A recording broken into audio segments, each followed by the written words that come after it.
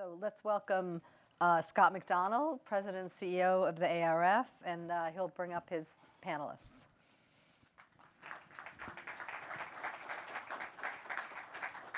Yeah, I'll come. So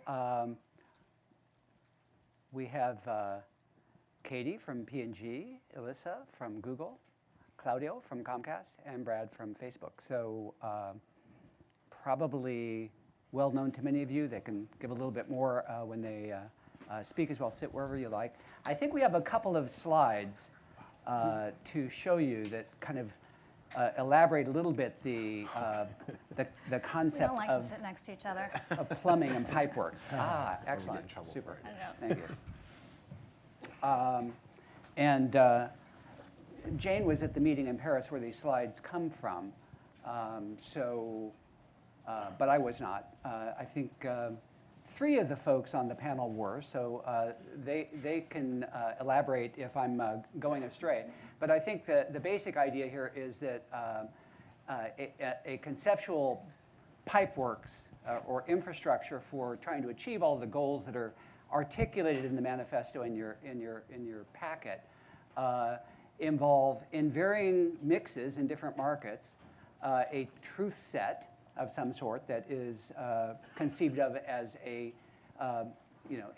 gold standard single source panel, something with projectability to a known universe.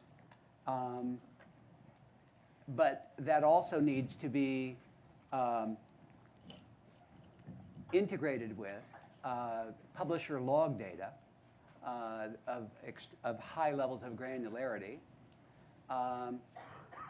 And that also includes an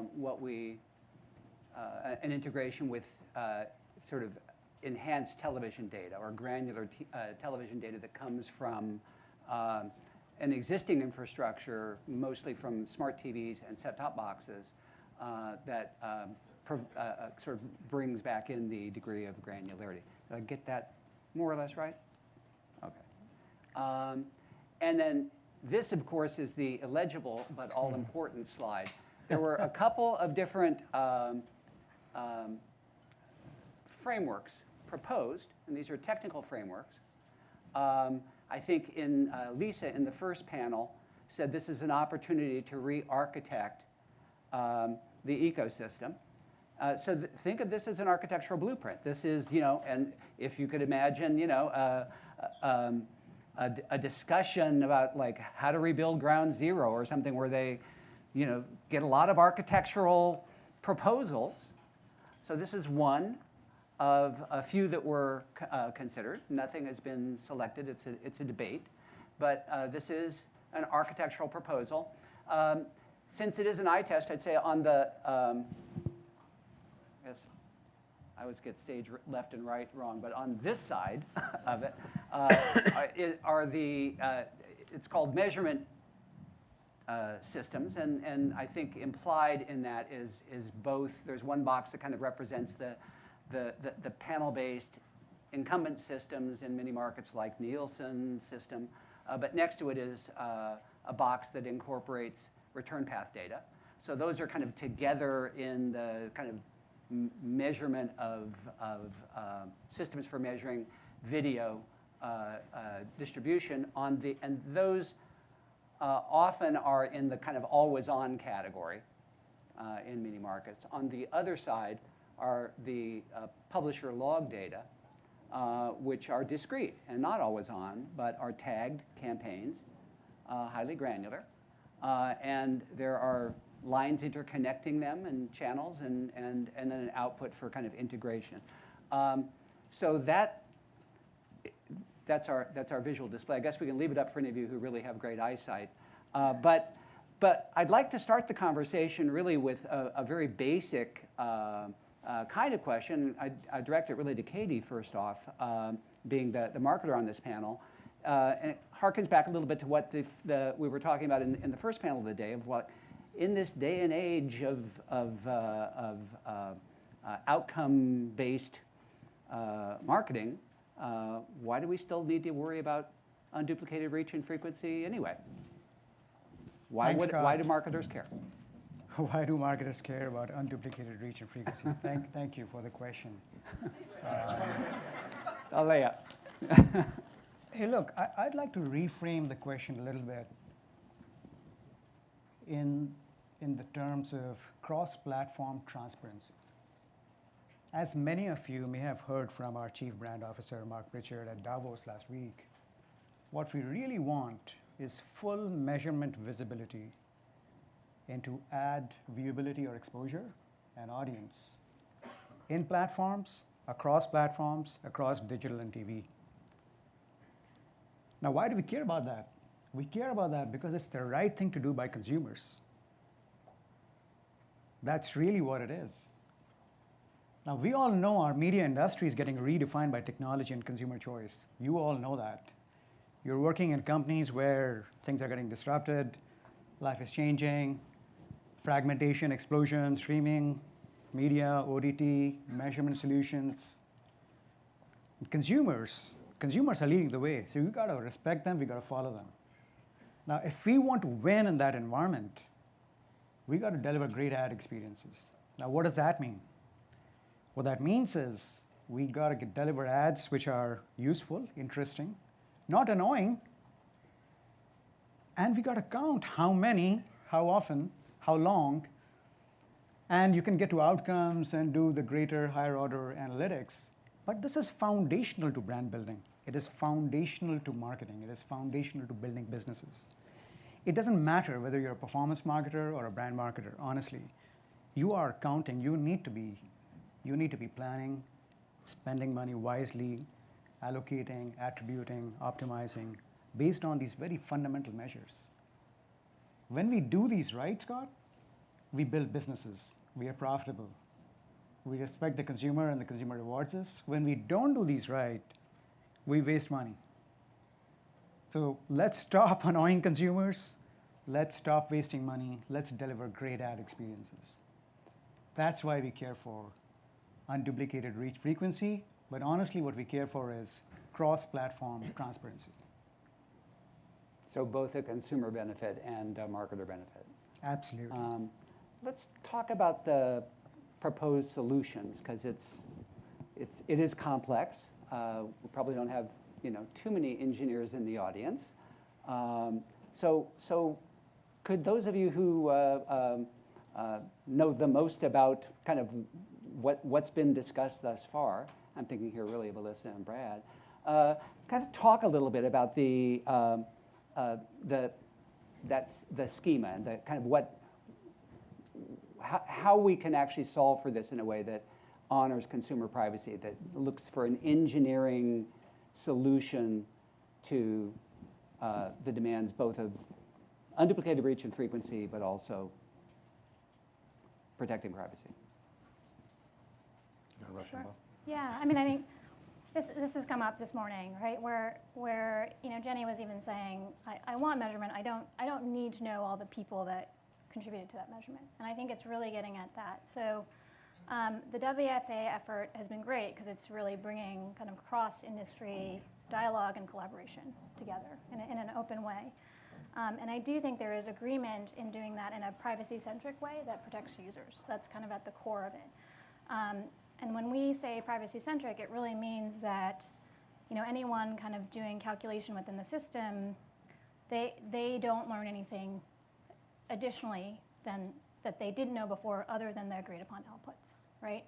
And they also don't get visibility into, Scott, your data was part of this, right? They're not getting at the individual, but they're getting what they need, right? They're getting the measurement that they need in a transparent and trusted way, but we're also not kind of sharing user data, right? That is visible and clear to folks.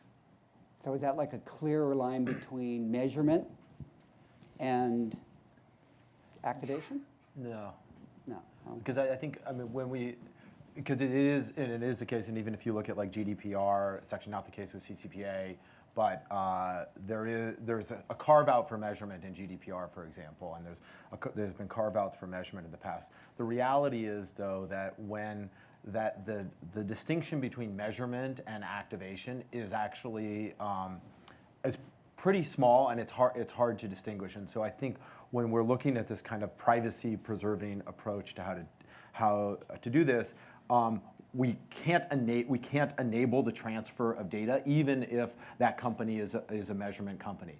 But it is possible to actually meet the use cases for advertisers without actually transferring individual level data, not allowing re-identification. And there are math techniques that actually end up making that possible. Now, to be clear, you do lose a little bit of fidelity, and you do lose a little bit in terms of the accuracy of the measurement, but it's really, really small relative to your ability to stand up in front of consumers and say that no information is kind of flowing back and forth.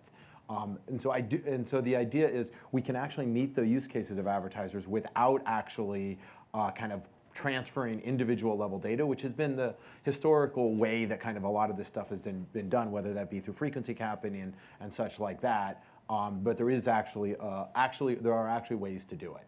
And honestly, we're happy to kind of go into some more details on how that's possible. But it is possible with a very small decrease in kind of the accuracy of the measurement. And are these new technologies or just new applications of advanced math?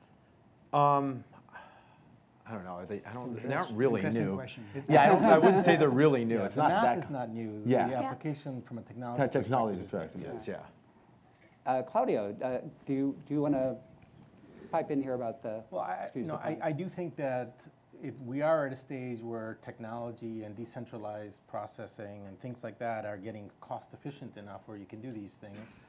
I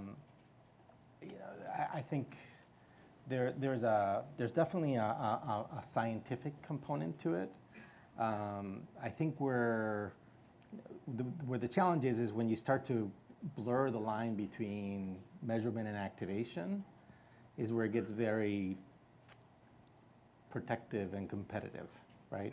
And so I think if we want to sort of succeed in getting something done, I do think that we need to first understand sort of the measurement side, not the traditional measurement, but in sort of true cross-platform reach and frequency and across the different channels, so that we can understand sort of where are those opportunities to enhance that, both the consumer value proposition as well as the advertiser value proposition. But I think like taking on the activation side all at once gets you into a whole can of worms that's going to like prevent or slow down this effort for many years. But I think going to Katie's point, like the challenge is we actually need the activation side in order to make it good for consumers. Like, because I think there are these use cases where if you don't have some level of activation, I'm not saying you do it at an individual level, but being better able to control frequency is good for consumers, good for advertisers, good for effectiveness, good for everything. But doing it at an individual level is also is not privacy safe. So figuring out kind of where that bar ends up going, and that's kind of where the technology needs to sit. I think part of the challenge is that when you structure it at a platform or even cross-channel platform level, it's very different than when you need to get to the activation level, which is really campaign specific, right? And at campaign specific is where you start to get into the numbers game, where you have some more challenges around representativeness, re-identification issues, and so I would be an advocate to get us going in sort of a sandbox where we start to understand the value propositions, again, both for the consumer and the advertiser, and then sort of parse out the rest of the problem into where those opportunities really are for better activation. I agree with you that until you can actually make this happen on a real world basis, on a campaign level basis, there's not that much value for the consumer or for the advertiser. But I think trying to start there is going to get us, it's actually going to slow us down. I think we need to understand fundamentally how these new systems and old math work together so that there's comfort level around that. And then identify sort of what are the big challenges and opportunities, because there are separate things. There are things like data rights, and even within channels there are data rights issues, right? That also need to be addressed, and having the advertisers really understand those constraints puts you in a position to go with your money and ask for relief against those constraints. So it sounds a little Absolutely. like the flip side of what Katie was saying before, but it's more of the trust, not only of the system Yes. needs to be trusted by the marketers and by the consumers. Exactly. And Scott, I just want to say I fully agree with Claudio and also agree with Brad and Melissa. Here's the thing, we have to get going. Because there are lots of potential potholes and traps, the way I see it, right? Which is we can get bogged down into the debate, measurement, activation, is it just measurement, just activation? Hey, guess what? Our industry, the better you get at measurement, the smarter you can activate, right? I mean, that's just a broad truth. Now, I think there are some real challenges and some hard questions about privacy, enabling, making sure that we're following the rules, making sure that we're respecting data rights. There are some hard math, but also operational complexity challenges about connecting the pipes, between TV, between digital. There are some really good questions that we have come across about metrics, currency, comparing 2-second views with 30-second views and the quality of the screen and all of that. Those are all good questions. But we need to get the data flowing. Mm-hmm. We need to get going, right? And once we get the data flowing, and Brad and I talked this, let the data free. Let the data free. Then we as advertisers, we can determine the value. We can figure out for ourselves, what the outcome should be. Are we getting the desired outcomes and the reach frequency? We all have different ways of looking at it. Broadly very similar, but sometimes a little different. We can apply our math and our logic, right? What we prioritize, but let the data free. Now, I see moments of great progress. Who would have thought 2 years back that Google and Facebook and Comcast and all of us would be sitting together and talking about, hey, there's a way to do this. But there is a way. There are ways. We are evaluating those. And there'll be more discussions needed, more deliberation needed. We'll have to do things the right way for all stakeholders. We need the entire industry to come together. But today, we have optimism that there's possibility. Good. A lot of half-full glasses, except maybe Brad's is getting a little... No, I've got a spare. Okay, okay. So the first panel today had a really interesting discussion about whether a system like this could ever be sufficiently centralized. And we sort of have, the impression of a third-party, neutral, that can be audited by the MRC, that can create a degree of transparency that makes all the stakeholders have confidence in it. But when we also have, a notion of distributed intelligence and the things that you kind of synchronize enough, but still have walled gardens. And there's, I'd say, some ambiguity as to where that might sort out. Do we have a sense of that from the discussions that have taken place thus far? I mean, I think trust is central to it, right? And if what we are talking about is building cross-media, cross-platform measurement, you have to, when you're doing that, you have to say trust and transparency is central to it. But I think that's already happening, Scott, right? If you think about the MRC audits that are going on today, they're already kind of diving into what lives here, what lives there, how does it come together. So I do think in terms of the trust and transparency pieces, there is that, can you audit the inputs and outputs? But it also goes to things like methodology, approaches, how transparent are you being on that? Is that audited? And then especially I think important is the user piece, right? Are you collecting the appropriate consents and also taking into those pieces into account? I think a great part of these discussions has been front and center, right? It's been kind of core to the discussions, and how do you really develop something that people do trust as well as has the privacy components that are necessary?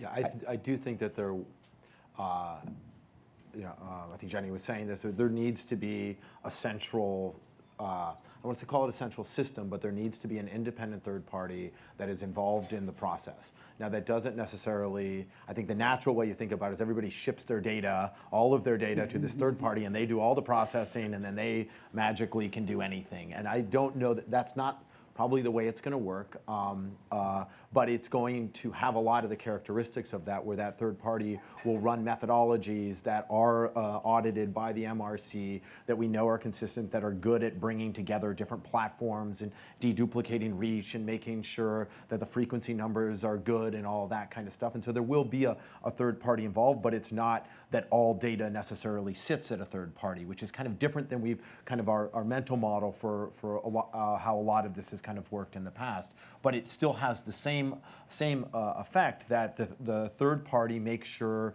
that we actually have consistency, that those models are also audited by the MRC, and that we can kind of trust and have consistent numbers that end up coming out of that, so that when one person says something, another person says something, that those two things end up being consistent, which is, I think, really the goal of having that third party. I agree with that, and I think those of us that work with data also have our own ways of validating that, right? Yeah. So, and if we lose trust in that centralized approach, and I don't like calling it centralized, because it is really a decentralized approach. Sure. It's just sort of you have a central brain that's calculating things, but it's not. The data doesn't leave the data owner's store. But I think there's still a question of leakage, right? In terms of being able to figure out, even if I have a completely unidentifiable ID, but I'm getting back some elements that I can identify based on a behavioral fingerprint, like what ads they were exposed to in my system, I can actually then match that back to my ID, and you see what I'm saying? So there's got to be a way to really make it completely non-identifiable, right? So. Right. Yeah, no, I think re-identification is a big risk that needs to be managed in any kind of tech design, right? And I think there's been a number of cases. Did you just chuck that on the floor? I know. Well, it's Google's floor. Listen, I'm okay with it. Yeah. I would never do that at Facebook. I think that there's been, in news recently, there have been cases of re-identification. Like in New York City, they released some taxi cab data, and it appeared anonymous, but like by looking, you could find out the driver's identity, their address, and even kind of calculate the income they made.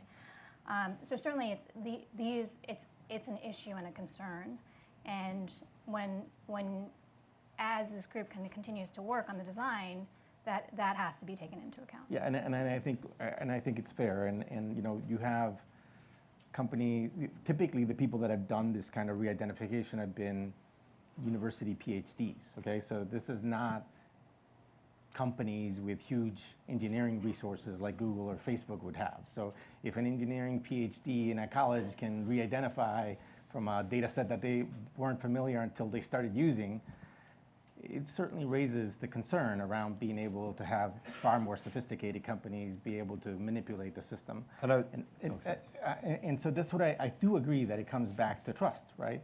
And so you need to have a very strong level of trust around the methodology and the implementation. But that's kind of why I kind of decouple. If you decouple, I think it's trust, but I think it's also really testing the design for these things, right? Ahead of time. And I'm not trying to, like Brad just threw water on my floor. I mean, how am I going to trust him? I think that you do. It is certainly kind of one of the, I would say it's a requirement for this kind of work, right? Of looking at. But I mean, like it's not to get us down a rat hole, but it's kind of like the world of fraud, right? You can only plan for the things you think could happen, and then we're literally in a world of whack-a-mole right now in the fraud world, right? Where yes, you figure out some things, but you don't know what you don't know, right? In terms of other things that may be happening. That's absolutely true, but I think the good news is that we have the Media Rating Council, and I don't want to lose the opportunity to put a plug for them. I don't know if George or David, Ron are here or not. but the absolutely important work that they have been doing for the industry, we need to, number one, commend that, we need to support that, and we need to look at that as a role model, as an example that will help us with this effort. Because yes, fraud was an issue. Fraud was a huge issue. It continues to be an issue. Brand safety has been an issue. There have been so many issues. Viewability was an issue. But we've been able to put our arms around it because we have all, as an industry, we have come together.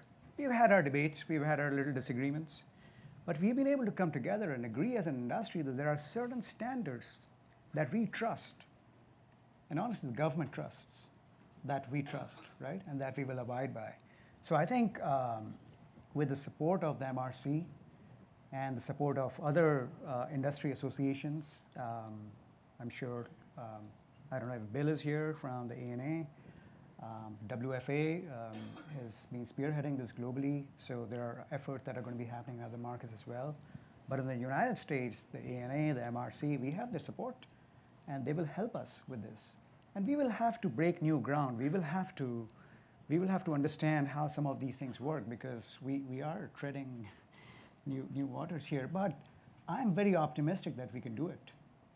If you all agree that yes, trust is important, transparency is important, and we will adhere to certain standards. But I think there's three pieces of how the privacy thing. One is I think that the technology has to prevent it. And like we need to test it so the technology prevent it. Trust is not sufficient. I think we've kind of, and so you can trust that. Trust but verify. Verifiable trust. I think it's trust, and then you also do have, you write it into contracts, and you know, honestly, everybody knows kind of situations like we're constantly getting audited. And then on the third thing is the MRC, where we have them come in and actually make sure that people are not using the data in ways that they actually haven't, are not allowed to use. And I do think you need all three of those pieces, but from our perspective, and I think this is Google's as well, is that actually we need the technology to actually fundamentally prevent it on its own, because we know that there will be bad actors and that we won't be able to catch all of them, so we need the technology Which is why it's to be strong privacy enough. and plumbing Exactly. in one thing, so the meeting... Scott, can I just interject? Because I've had some conversations in the industry where people have asked, hey, is this Google and Facebook tech? Can we trust it? Just being very open, right? It's Google and Facebook tech, can we trust it? Will it be skewed? Will it be to their advantage? And I think it would be fair to say that the approach that we are considering as part of this effort is not that this will be proprietary Google and Facebook tech, which will be limited to or skewed to a certain direction. It'll be for the use of everybody.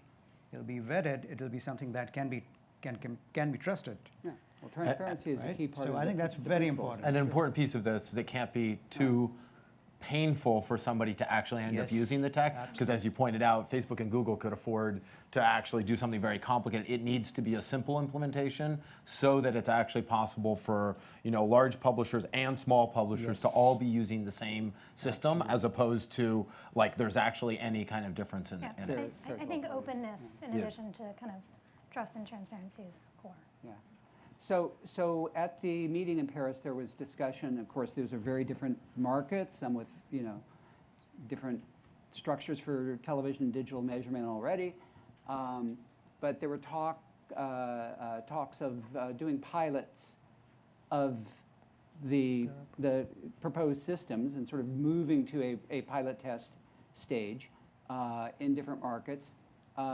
Thinking specifically about the U.S. market, which has a very high percentage of return path data from U.S. homes. It has some sort of well-established classic statistical inference-based panel systems. It's got some attractive features for putting pilot tests together in some combination. What advice would you all give for design of a pilot test or a set of pilot tests in the U.S. to move this forward?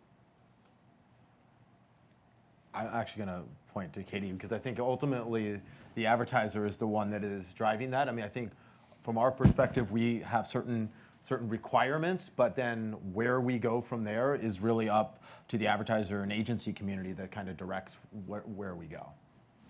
folks. God, I think it's going to be a very long answer to that question, and honestly, that question is being discussed right now. So we are having meetings to figure out what's the right testing plan, because as we've all just discussed, it's not going to be a very simple plan. Yeah.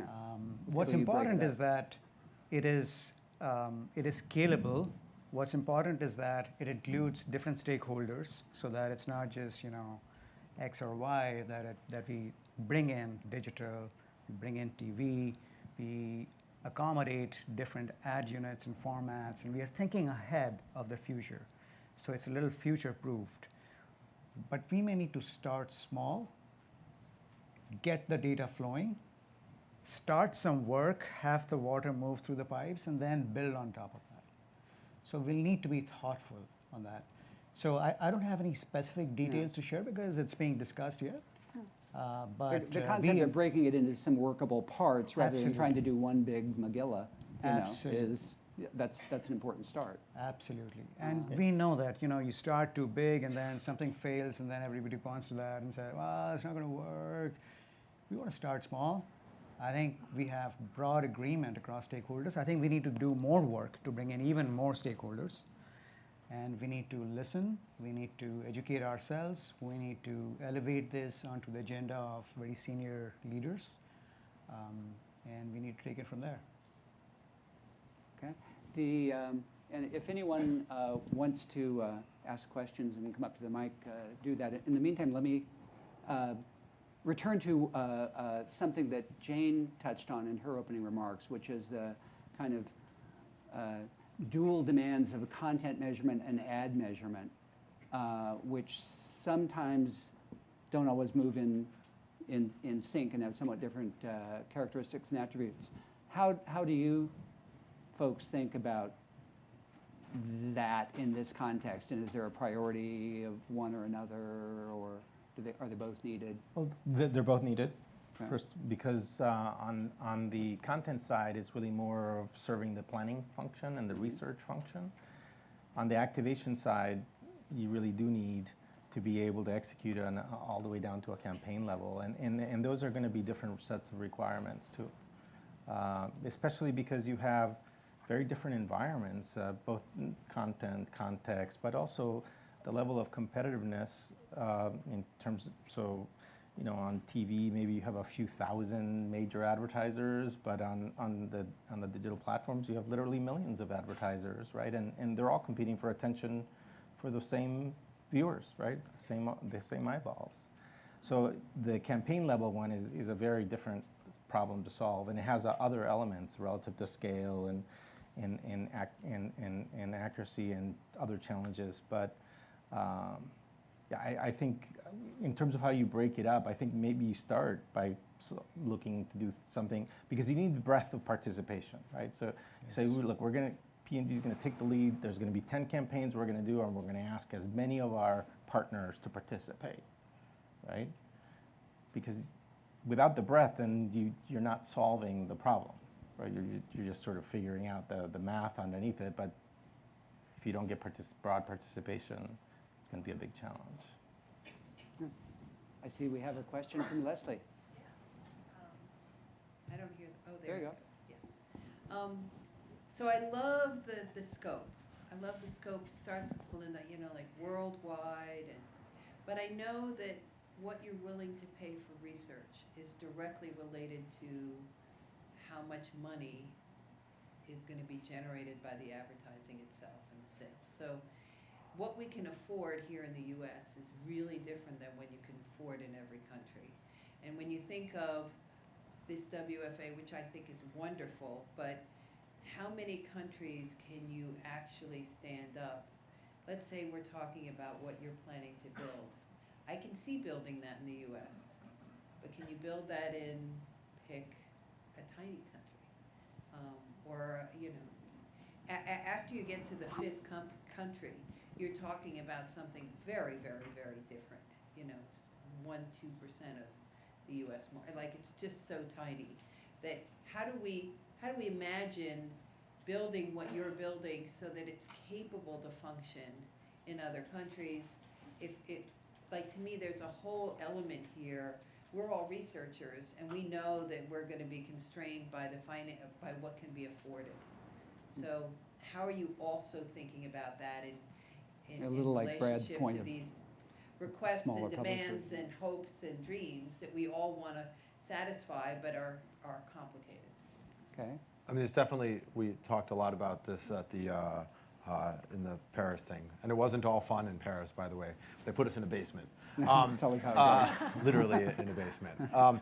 But the, so, I mean, I think that's actually a good question. I mean, like in the US, it's possible to do things, and I think you'll get to much more granular information. You'll get a lot, you'll actually incorporate all the return path data. But in, you know, in smaller markets, but still quite large markets, like let's go to the Philippines or Thailand or something, which are major markets, but actually operate very differently and have a very different, the percentage of advertising dollars, particularly the percentage of brand versus non-brand advertising dollars is very different.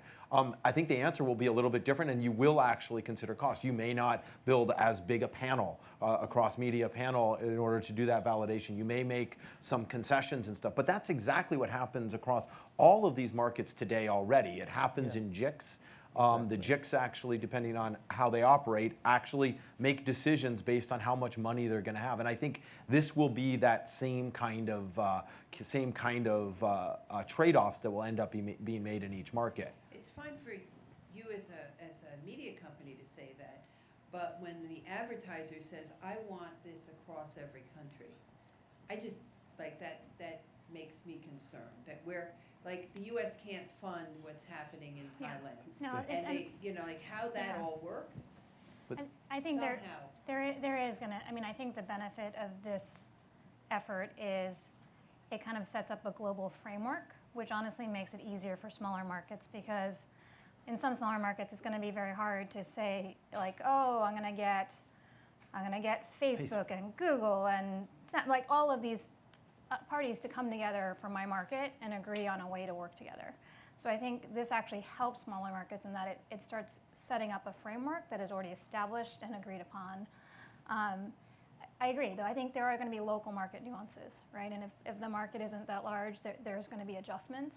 And I think even in developed markets, you know, in Paris, there was a lot of discussion about, like, how does this work in a JIC market versus a non-JIC market? And I think all of that, it's not going to be an identical stamped out thing in every market. And I think the benefit is really just setting some groundwork as a bootstrap to kind of get things moving. And I guess where the WFA kind of have gotten to is that those governance rules are generally going to be set in each market, as opposed to there's going to be kind of high-level principles about how governance should operate around transparency and things like that, but actually letting the individual markets set the governance rules, but how the data flows, that the data is always flowing, the things that are getting measured, what those metrics are, those things actually should be consistent, so that we don't have to keep revisiting those decisions. So So build the infrastructure we're out and of the time, ideas Liz. gives it. Yep. I have to exert the chair's prerogative of ending the panel because we're already over time. So thank you, one and all. I knew you wanted to throw that down. And we'll have a lot more time. This will not be the first time you're going to hear about this initiative. And as you can see, it's complex. And there'll be lots more discussions in, you know, lots of other formats. Some companies in the room are involved in this already, some not. The ANA will hear at the end as to kind of how they're thinking about some pilot tests going forward. So just, you know, keep tuned. And also, I think from Sim's point of view, we've been trying to also make sure we interject, you know, the kind of US TV and TV data perspective into this, because, you know, things are really different in terms of the digital measurement versus the television measurement. So that's where we're trying to really, you know, try to help out. So we have a 15-minute break now, and try to come back here. We're probably a few minutes over, but come back very shortly after 2:30. You don't have very far to go other than the restrooms, and then you know, we're going to hear about the study that we've just launched in TV attribution. So see you in a few minutes.